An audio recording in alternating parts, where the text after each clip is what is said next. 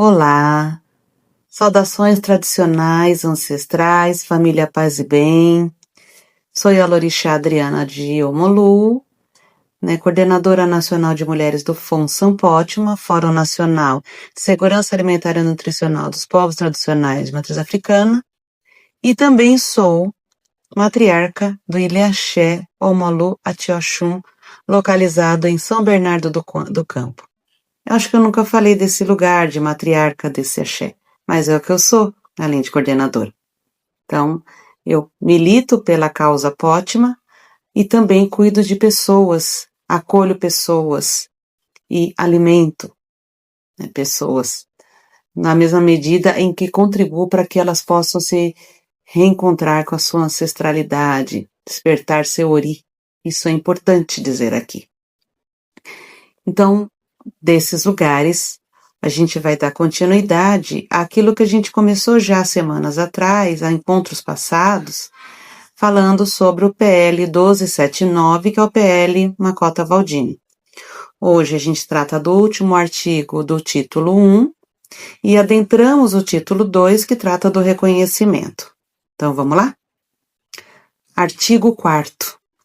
Constituem ações fundamentais para o combate às iniquidades raciais e para o reconhecimento dos povos tradicionais de matriz africana, a adoção de medidas de valorização da cultura, da história e da tradição africana no Brasil, a garantia de mecanismos eficazes de participação nos espaços decisórios e de monitoramento das políticas públicas pelos representantes desses povos, além da implementação de instrumentos de enfrentamento ao racismo institucional. Então, esse é o artigo 4º, que é o último artigo do título 1 desse documento, que é o PL. Lembrando que o PL, Makota Waldini, é o marco legal e conceitual dos povos tradicionais de matriz africana. Então, agora a gente adentra o título 2, que é sobre o reconhecimento. Sobre o reconhecimento, no capítulo 1, ele vai tratar dos princípios orientadores. Então, a gente continua com os artigos. Então, artigo 5º. A implementação dessa lei obedecerá aos princípios do protagonismo dos sujeitos de direito, da valorização da ancestralidade africana e do enfrentamento ao racismo e do fortalecimento institucional com promoção da cidadania e de políticas públicas para os povos e comunidades tradicionais de matriz africana, nos termos a seguir descritos. Inciso 1. Protagonismo dos sujeitos de direito. Garantia da participação das lideranças e de outros membros das comunidades tradicionais de matriz africana, que nós já apresentamos o que é lá em cima, o conceito, em instâncias decisórias e promoção do diálogo equânime entre os conhecimentos e saberes de autoridades públicas e tradicionais. Inciso 2. Valorização da ancestralidade africana e enfrentamento ao racismo, a afirmação do direito à vida plena, simbólica e física, que sustenta a forma como os povos e comunidades tradicionais de matriz africana se organizam, pensam e se relacionam com a sociedade. Gente, eu tô rindo, porque o papagaio da minha mãe inventa de gritar enquanto eu tô fazendo a leitura desse documento. Gente, olha, é sobre isso, né? Vai fazer o quê? Espero que não esteja atrapalhando. Inciso 3. Fortalecimento institucional com promoção da cidadania e de políticas públicas, fortalecimento das organizações representativas dos povos e comunidades tradicionais de matriz africana, por meio de suas próprias estruturas gerenciais e sociopolíticas, e da consolidação da sua capacidade de diálogo e interação com as instituições públicas e privadas. Parágrafo 1º. As ações do poder público na execução da presente lei devem ser assessoradas e validadas por uma instância de participação consultiva e deliberativa composta por lideranças dos povos tradicionais de matriz africana, por gestores públicos e por representantes de outras instituições interessadas. Veja bem, lá em cima, nos artigos anteriores, nós colocamos o conceito de autoridades tradicionais e de lideranças tradicionais. Aqui ele fala de lideranças dos povos, então aqui está falando das autoridades tradicionais e das lideranças tradicionais. Então, autoridades e lideranças, que são essas lideranças dos povos tradicionais africanos. Estou trazendo essa observação porque vai falar, não, ela falou lá em cima sobre o que são autoridades e o que são lideranças. E aí aqui fala que deliberativa é composta por lideranças dos povos. Então, às vezes, como é que fala? Um detalhe, né, na escrita faz toda a diferença e muda o conceito. Por isso eu fiz questão absoluta de fazer essa observação. No capítulo 2, ele vai tratar sobre a garantia de direitos. Na garantia de direitos, a gente vem com o artigo 6º dizendo que é dever do poder público, da iniciativa privada e da sociedade brasileira a adoção de ações voltadas a valorização da ancestralidade africana no Brasil e para o enfrentamento do racismo e da discriminação racial que atingem os povos e comunidades tradicionais de matriz africana. Então, veja, é um dever de toda a sociedade, né? De toda a sociedade em todas as instâncias, certo? No artigo 7º, ele nos diz que o poder público adotará enfoques étnico-raciais e de gênero no planejamento, gestão pública e implementação de políticas públicas, considerando como determinantes sociais as necessidades históricas dos povos tradicionais de matriz africana, mediante consultas públicas prévias, livres e informadas. Artigo 8º. O poder público deverá considerar as concepções e práticas da alimentação tradicional dos povos tradicionais de matriz africana na execução, formulação, planejamento, implementação, avaliação, adoção das políticas públicas a eles dirigidas, abstendo-se de afetar negativamente, limitar ou desrespeitar a soberania alimentar das comunidades tradicionais de matriz africana. Extremamente importante, né? Uma vez que a gente sofre com, inclusive, a invasão das nossas comunidades pelo poder público, pelo aparelho repressivo do Estado, e que carrega, né, os nossos animais, porque diz que nós os maltratamos. Então, garantir a nossa alimentação tradicional é garantir o nosso direito a uma segurança e a uma soberania alimentar.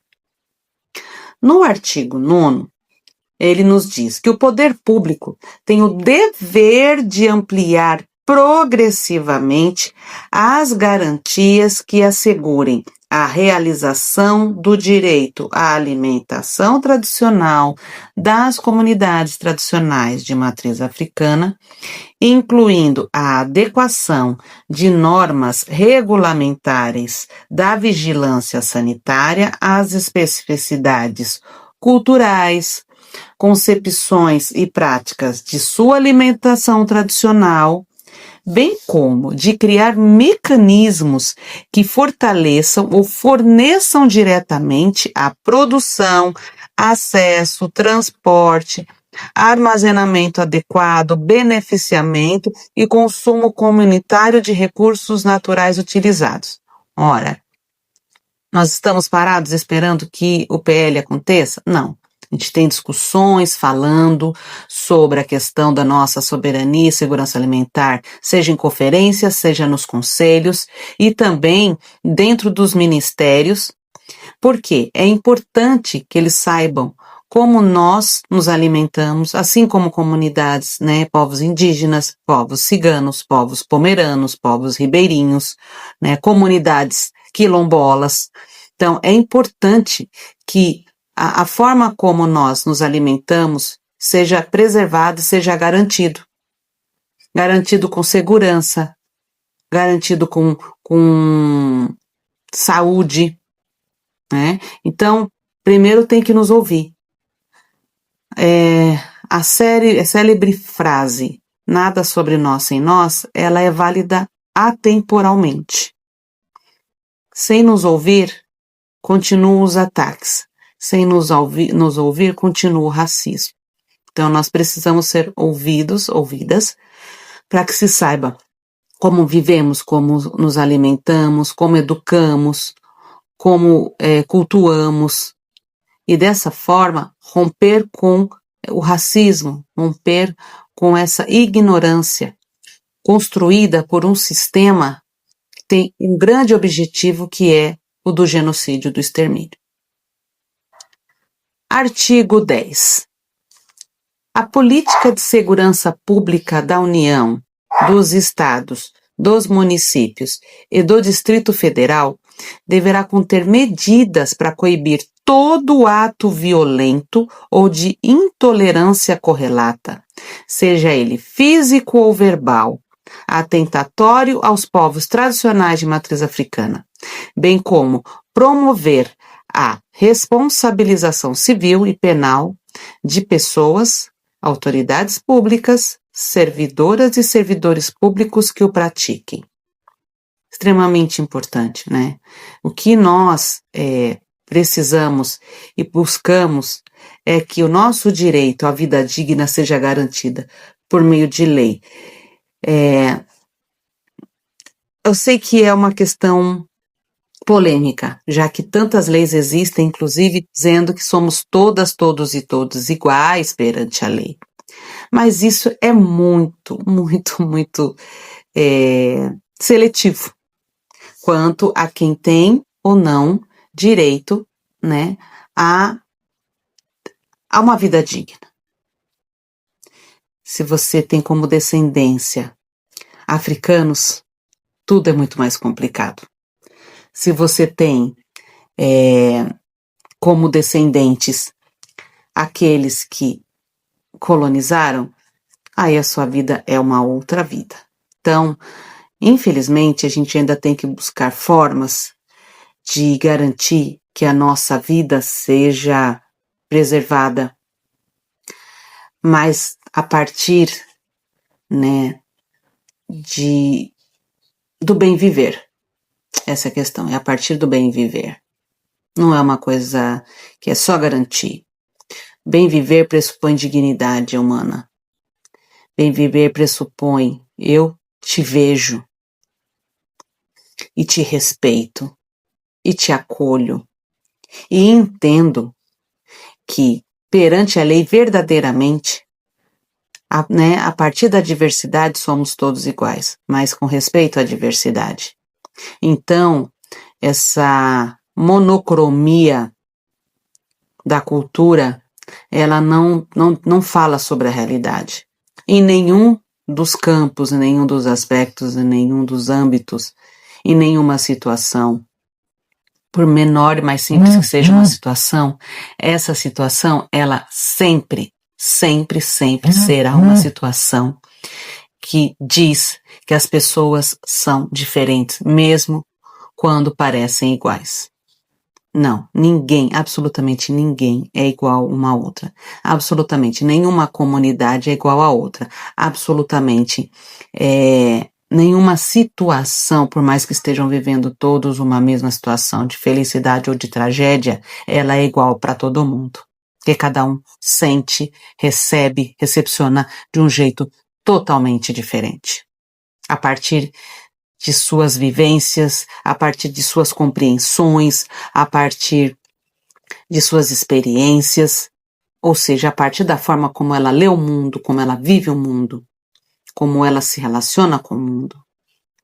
Então, não é possível que a gente ainda acredite que você transformar tudo numa única coisa, como se fosse possível, né, que é o que o fascismo se propõe a partir de si mesmo, a partir de uma determinada forma de pensar, seja bom para todo mundo. Nada é bom para todo mundo e nada é ruim para todo mundo. O que cabe é o respeito e a garantia do bem viver para todos, todas e todos. Se a gente não tem dimensão disso, as coisas perdem o sentido. A vida perde o sentido, né? Então aqui, lendo mais 2 artigos. Vamos lá. Artigo 11. Os territórios tradicionais de matriz africana são invioláveis, não cabendo qualquer espécie de violação sem mandado judicial. É o que acontece hoje? É o que acontece nas grandes periferias ou nas pequenas? É o que acontece para o povo preto? É o que acontece para o povo da tradição matriz africana? É o que acontece para os povos tradicionais de uma forma geral? Povos indígenas? Para os quilombolas? Artigo 12.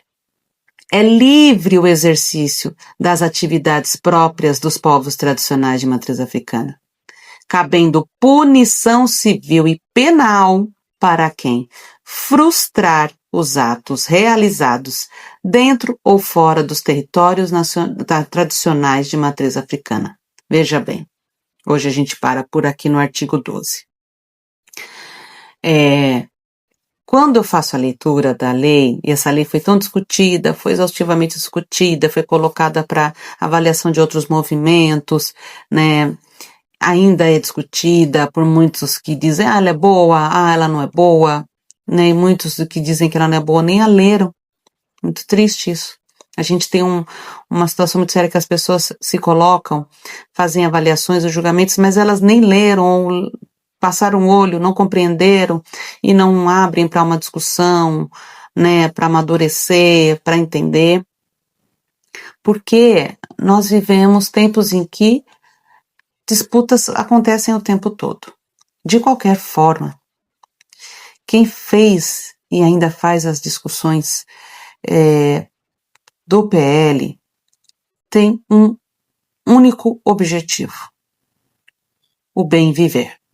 A reparação e bem viver são 2, na verdade, objetivos. Reparação histórica ao Holocausto da escravidão para a garantia do bem viver. Se a gente não faz uma reparação, porque todos os povos tiveram reparação, menos os povos africanos e seus descendentes, o que existe de dignidade? O que existe de justiça? A gente sempre ouviu, sem justiça não há paz. E é isso. Sem justiça social não há paz. E a justiça social não pode ser seletiva. Justiça para alguns em detrimento da injustiça para tantos. Nós precisamos pensar muito essas coisas. Os povos tradicionais de matriz africana estão sempre em luta para serem vistos. A luta para ser visto, seja através de eventos públicos, seja hoje com vídeos na internet colocando suas festas, né, seja por meio da luta para garantia de leis que nos garantam a existência, né, e com dignidade. Enfim, nós estamos falando de um povo que simplesmente se tenta colocar na invisibilidade o tempo todo. Esse PL, ele tem um grande objetivo, que é nos colocar na pauta nacional, nos entender que nós existimos e como qualquer outro, queremos e temos o direito à reparação a bem viver. Grande beijo a todos, todos e todas.